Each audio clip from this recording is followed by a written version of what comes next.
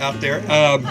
I have been asked to do something that I rarely get asked to do, and I'm so glad I graduated the 8th grade because I can read somewhat. But Jenny's, this is your boss that wrote this poem, right? Well, it's not really a poem, it's just thoughts on Marty. And I read over this a little bit before we started today, and man, it describes Marty to a T. But this gentleman wrote this for this occasion today, and I'm going to read it. It says, decency, reliability, honor, dignity, and respect. These are all qualities that Marty Foley not only held in high esteem, but practiced every day during his time on earth. He was a serious and disciplined man, but he could never resist the opportunity to have a laugh with friends and loved ones, given the chance.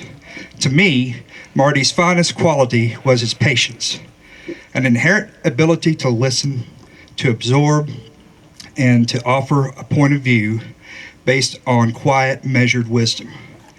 I often state to friends when I mention Marty that he was the smartest man I ever known. His wisdom had no boundaries. I'll never forget the time when I invited him to attend a Seton Hall University basketball game. I, who was an avid college basketball fan,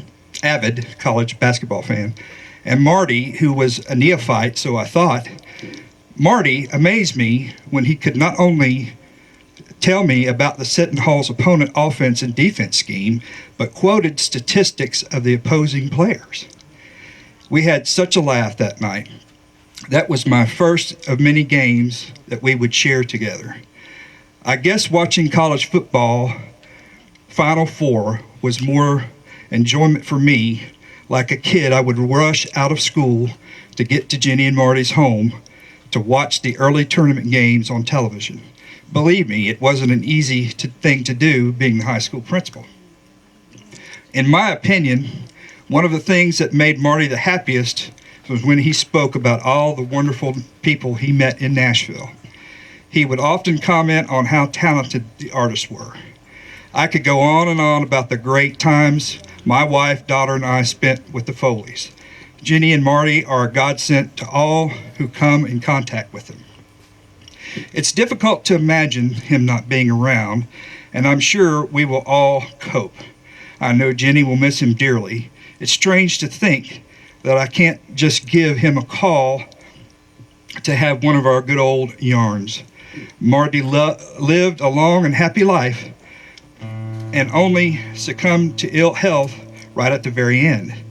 He was an imposing figure of a man, tall, distinguished, gray hair, handsome character, whose reassuring presence we all felt during difficult times. As you gather today to remember and commemorate his life, let's bid him farewell as we mourn the loss of a lively, dignified soul. A soul that brought joy and fulfillment to many, and whose legacy will live on forever in all of us. This is from Pat Impreveduto. Did I say that right? So that's Jenny's principle. Well, nice little. It's awesome, man. That was Hey, really could well. you hand me some water?